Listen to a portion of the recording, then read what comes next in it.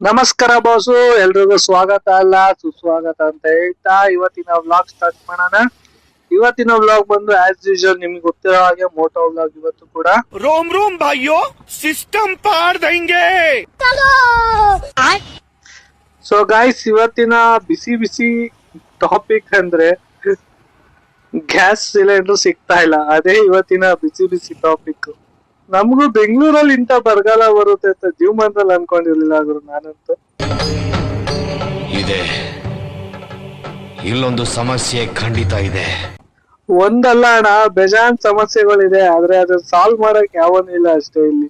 ಗುರು ನಿಜ ಹೇಳ್ಬೇಕು ಅಂದ್ರೆ ಇವತ್ ಮಧ್ಯಾಹ್ನ ಸಿಲಿಂಡರ್ ಖಾಲಿ ಆಗ್ಬಿಟ್ಟು ಊಟಕ್ಕೆ ಎಷ್ಟು ಪರದಾಡಿದೀವಿ ಅಂದ್ರೆ ಅದ್ ನಮಗ್ ಮಾತ್ರನೇ ಗೊತ್ತು ನೋಡಿ. ಪೀಪಲ್ ಪ್ಲೇಯಿಂಗ್ ಆಟ ಆಡ್ತಾ ಇದ್ದೀರಾ ಎಲ್ಲ ಸೇರ್ಕೊಂಡಲ್ಲಿ, ಏನದು?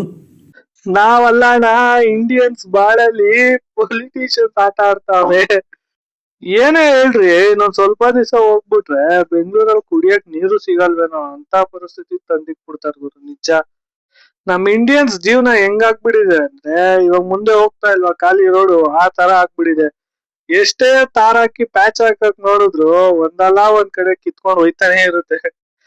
ಬೇರೆಯವ್ರ ಜೀವನ ಹೆಂಗಿದ್ಯೋ ಏನೋ ಈ ಟೈಮಲ್ಲಿ ನಮ್ಗಂತೂ ಗೊತ್ತಿಲ್ಲ ಗುರು. ನಮ್ಮಂತ ಮಿಡಲ್ ಕ್ಲಾಸ್ ಜೀವನ ಅಂತೂ ಕಚಾಪಚ ಅಂತ ಕೆಳಗಡೆ ತುಳ್ದಾಕ್ಬಿಟ್ಟವ್ರೆ ಗುರು.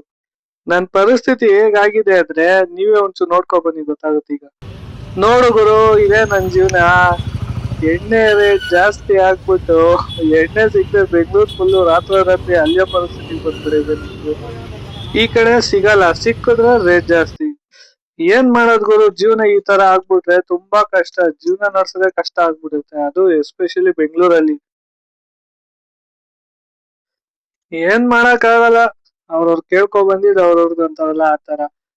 ಅಲ್ಲ ಗುರು, ಯುದ್ಧ ನಡೀತಿರೋದೇ ಎಲ್ಲೋ, ಆದ್ರೆ ಅದು ರಿಸಲ್ಟ್ ತೋರಿಸ್ತಾರ ನಮ್ ಇಂಡಿಯಾದಲ್ಲಿ ನೋಡಿ. ಎಲ್ರು ಅನ್ಕೊಂತಿದ್ರು ಓ ನಾವ್ ಸೇಫ್ ಆಗಿದೀವಿ, ನಮ್ಮ ಮೇಲೆ ಯಾರು ಯುದ್ಧ ಮಾಡ್ತಿಲ್ಲ ಅಂತ. ಆದ್ರೆ ಅವ್ರಕ್ಕಿಂತ ಜಾಸ್ತಿ ನೋವು ನಾವೇ ಅನ್ಭವಿಸ್ತಾ ಇದೀವೋ ಏನೋ ಗೊತ್ತಿಲ್ಲ financially.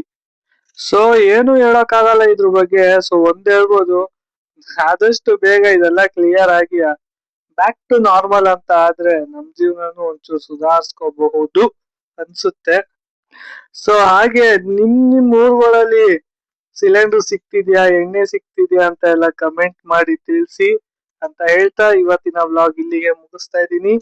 Thanks for watching, love you all. ಮತ್ತೆ ಸಿಗ್ತೀನಿ ಅಂತ ಹೇಳ್ತಾ, ನಮ್ಮಂತ ಬಡವ್ರ ಮಕ್ಳನ್ನ ಒಂಚೂರು ಬೆಳೆಸ್ರಪ್ಪ.